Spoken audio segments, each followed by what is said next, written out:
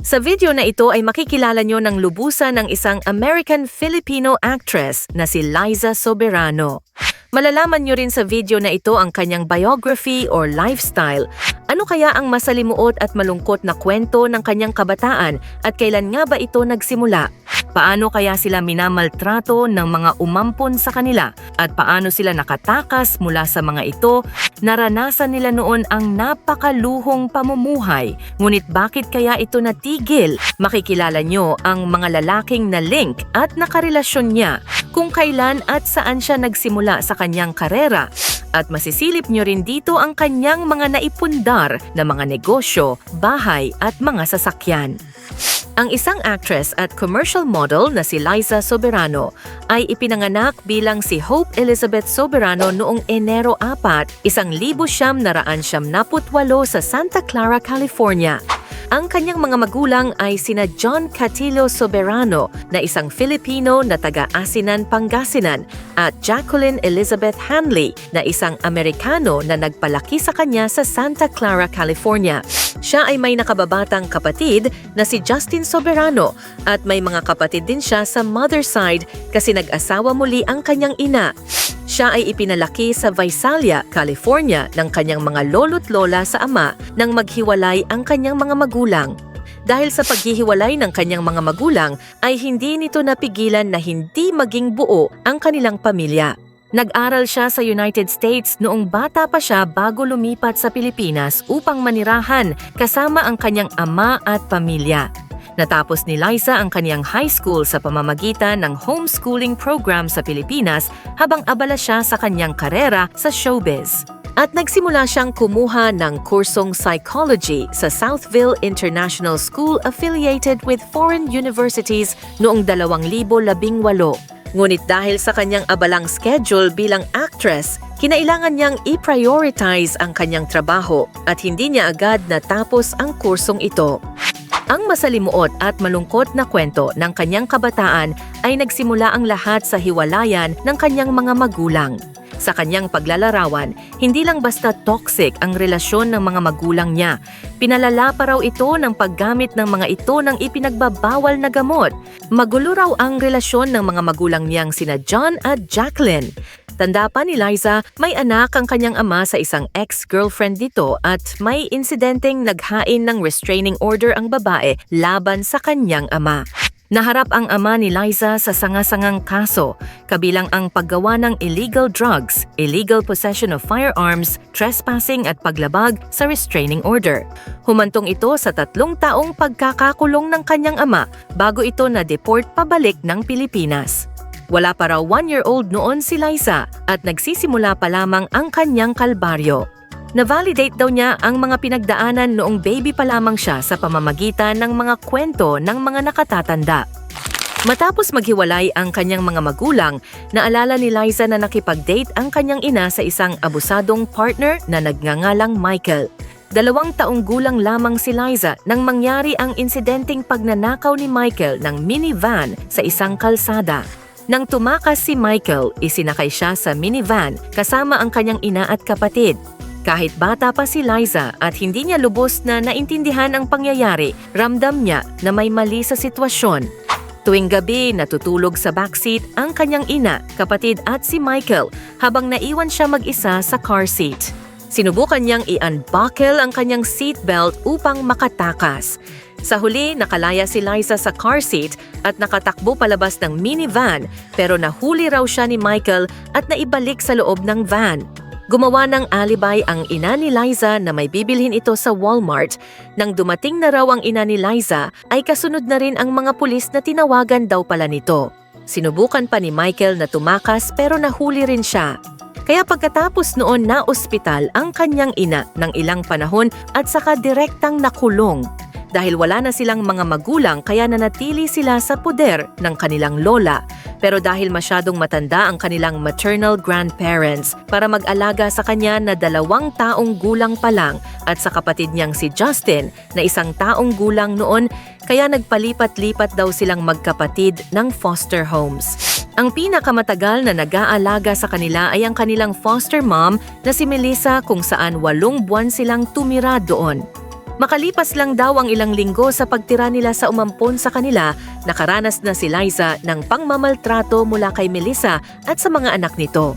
Natatandaan niyang pinapasok silang magkapatid sa kwarto habang isinasagawa ang birthday party ng isa sa mga anak ni Melissa at bigla raw silang tinawag ng isa na naman sa mga lalaking anak ni Melissa at paglabas daw nila ng kwarto ay pinagbabato sila ng cupcakes.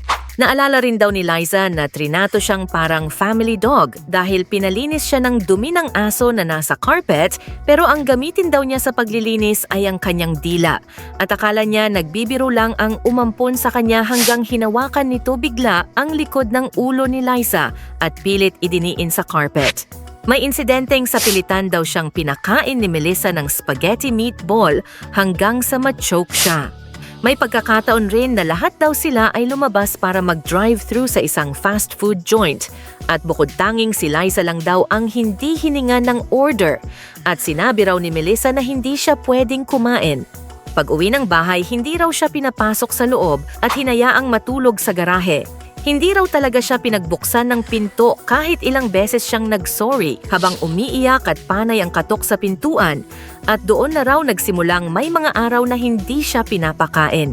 Nang malaman ng kanyang amang si John ang nangyari sa kanila ay humingi ng tulong ang kanyang ama sa kanyang paternal grandparent at sa partner nito na sa panahong iyon ay nasa kulungan pa raw sa Amerika ang ama ni Liza. Pumayag ang mga itong kupkupin si Liza at kapatid nitong si Justin pero nanatili raw muna sila sa maternal great-grandmother nila habang inaayos ang legal documents kung saan sila titira at naranasan nila sa kanilang great-maternal grandmother ang napakaluhong pamumuhay at inaalagaan sila ng mabuti. Binibisita sila ng kanilang paternal grandfather at ng partner nito sa kanilang maternal grandmother bago sila tuluyang kinopkop ng mga ito. Nang magkasakit ang kanyang paternal grandfather, kinailangan ding mag-resign sa trabaho ang asawa ng kanyang lolo para alagaan ito. Dahil walang pangtustos kay Liza at sa kapatid niya, nagdesisyon ang mga itong pauwiin sila sa Pilipinas. Sa pag-uwi naman ni Liza sa Pilipinas noong siya ay 10 taong gulang, dito na niya nakasama ang kanyang ama na naninirahan sa Pangasinan at yun rin ang unang pagkakataong muling magkikita sila ng kanyang ama. Hindi malinaw kung nag-improve ang relasyon ng mag-ama kalaunan dahil walang binanggit si Liza ukol dito. Alam niyo ba mga Meg na si Liza ay mahilig sa spicy foods tulad ng spicy Korean dishes na sundubu or spicy soft tofu stew at yukgaejang or spicy beef stew at minsan pa nga niyang napanalunan ang isang spicy noodle challenge. Mahilig din siyang magluto at kumain ng iba pang mga putahe tulad ng adobo at sinigang.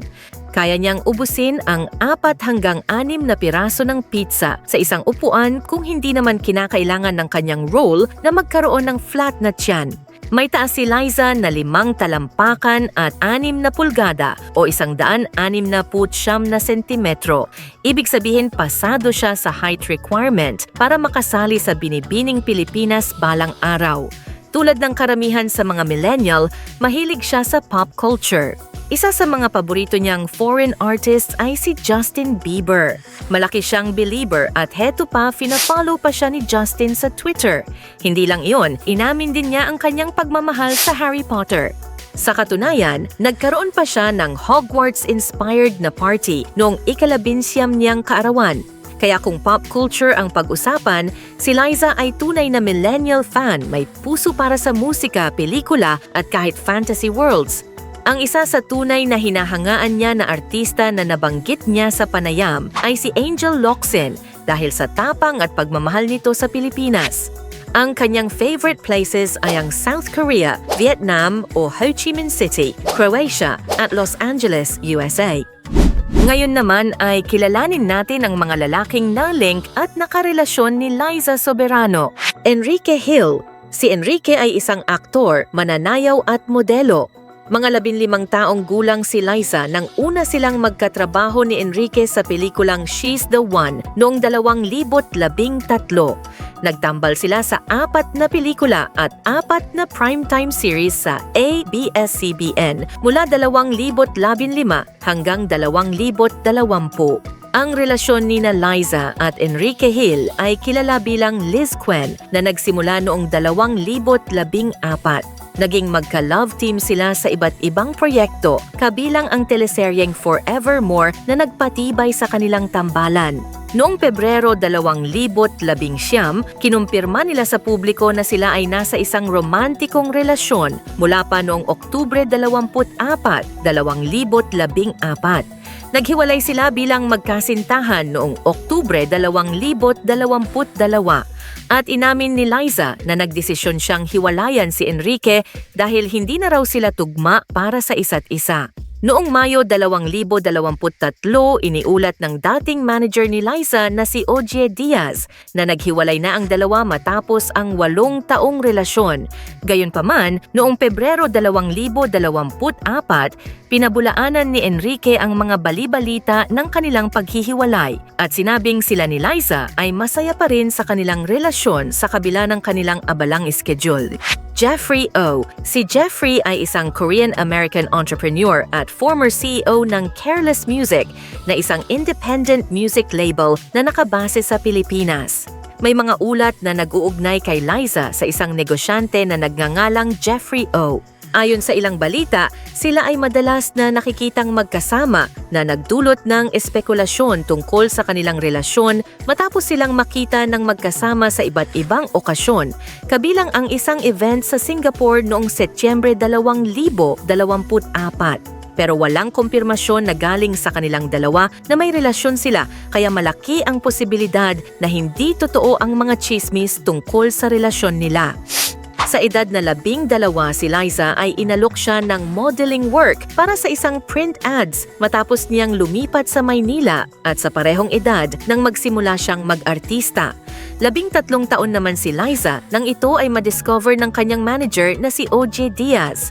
Isang minor series sa Once Upon a Time noong 2011 ang nagbigay daan kay Liza para maging matagumpay sa kanyang acting career. Siya ang tumayong breadwinner ng kanilang pamilya. Sinabi ni Liza na hindi niya pinagsisihan ang lahat ng hirap nito sa pagbuhay ng kanyang pamilya dahil pinili niyang magsakripisyo para sa mga ito. Nabigyan siya ng role bilang si Claire Raimundo sa teleseyeng Kung Ako'y Iiwan Mo noong 2012. Dahil sa kanyang husay na pagganap sa role na ito ay naging nominado bilang Best Female New TV Personality sa ika-27 PMPC Star Awards for Television noong 2013.